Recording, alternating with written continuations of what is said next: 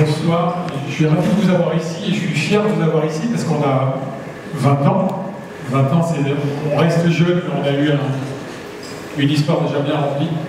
On a été créé en fin 98, au mois de décembre, fin novembre, début décembre 98. Et on a 20 ans, on fait 3,5 milliards de volume d'affaires, on a 9 millions de clients par an, on a 20 millions de visiteurs uniques, c'est-à-dire des visiteurs différents chaque mois sur le site. Ça fait plus de 2 millions de personnes tous les jours. Ça fait 8 millions dans les grosses journées comme le Black Friday ou les soldes, de 8 millions de personnes différentes. Et ça ne s'est pas fait par hasard.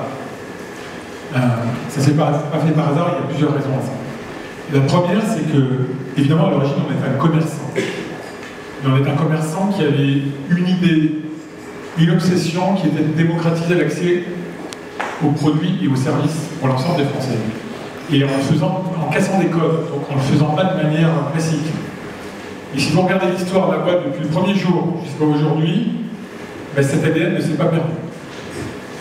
Les premiers produits qu'on a lancés, c'était des CD et surtout des DVD. Et déjà, quand on a vendu des DVD, au lieu d'acheter des DVD et de les revendre, on a acheté des galettes d'un côté, on a acheté des droits de film de l'autre, on a pressé les films sur les galettes, et ça a permis de faire les premiers DVD à moins de 1 €, donc on a vendu des millions de pièces.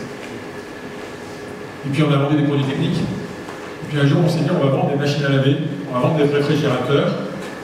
Et là, on nous a dit, vous êtes complètement fous, ça ne marchera jamais. Il faut les livrer, il faut les réparer. Il y a une question de confiance. On a quand même lancé la vente de réfrigérateurs et de machines à laver, mais on l'a lancé différemment d'habitude.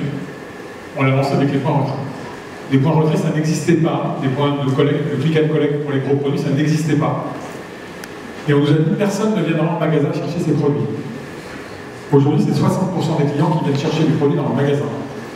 Parce que c'est moins cher, parce que c'est plus rapide, parce que c'est plus pratique. Et ça nous a permis d'avoir 40% de part de marché sur l'électroménager, sur Internet. Et en DVD, à l'époque, on avait 70% de part de marché sur Internet en DVD. Puis on a continué à se développer, on s'est intéressé au paiement. Et on a dit, on va faire du crédit. On vend des télés, on vend de l'électroménager, on vend des produits qui valent 200, 300, 400 €, des fois la moitié d'un SMIC. Comment on permet aux gens, à nos clients, d'acheter ces produits-là? Donc on a dit, on va faire des facilités de paiement. Et là, on nous a dit, vous êtes fous parce que si vous faites des facilités de paiement et que vous prêtez de l'argent, ben vous ne serez pas payé à la fin. Il y a des gens qui vont en profiter, qui achèteront en plusieurs fois, qui ne vous paieront pas. Donc on a lancé nos facilités de paiement.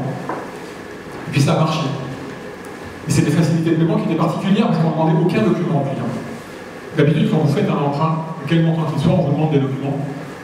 De remplir des documents, de fournir des justificatifs, et là on ne demandait rien. Vous mettiez votre carte bleue, vous disiez paiement 4 fois, et ça fait 40% de vente aujourd'hui. Et ça nous a permis de prendre ce leadership, notamment sur tous les produits d'équipement. Puis le temps a passé, et un jour on s'est dit on va vendre des biens immatériels. On vend tous les biens matériels qui peuvent exister. On a 40 millions de produits qu'on vend. Donc on s'est dit un jour, on va vendre ce qu'on appelle des services. Et on nous a dit, c'est pareil, on nous a dit, c'est pas possible, vous ne pouvez pas vendre et du voyage, et de l'énergie, et de la billetterie. Donc on a décidé de vendre de l'énergie électrique, on a décidé de vendre des voyages, on a décidé de vendre des billets, et ça marche. C'était il y a 2 ans.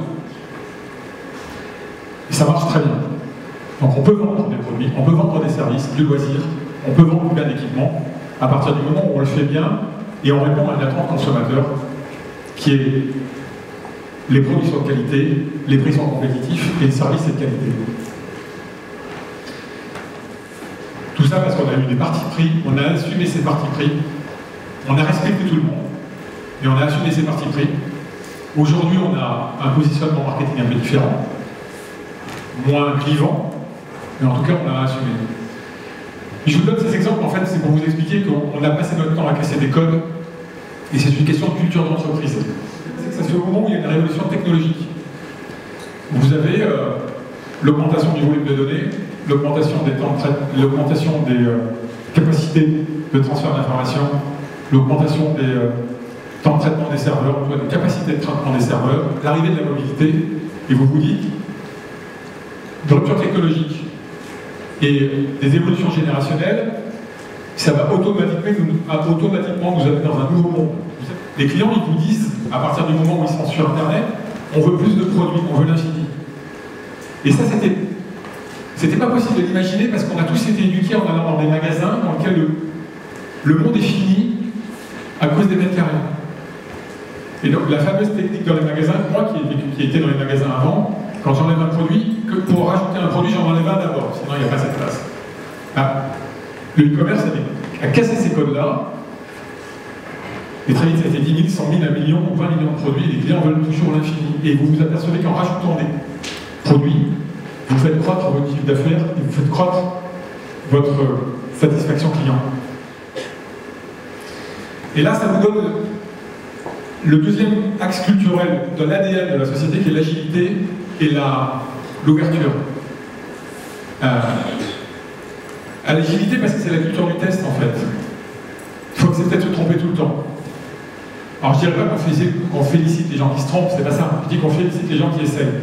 Enfin, ça rate, ça réussit. Si on a été rigoureux, pas grave. On apprend toujours.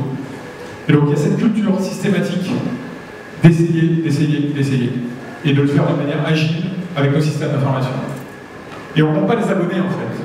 Parce qu'un abonné, il peut vivre, peut être actif ou inactif, on compte les engagements. Et un engagement, c'est un like, un commentaire ou un avis.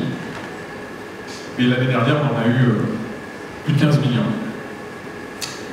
Cette année, on en aura encore plus. Et ça nous a placé troisième, en fait, au niveau d'engagement au monde hors Chine. La Chine est un marché qui a toujours à part avec ses chiffres complètement fous.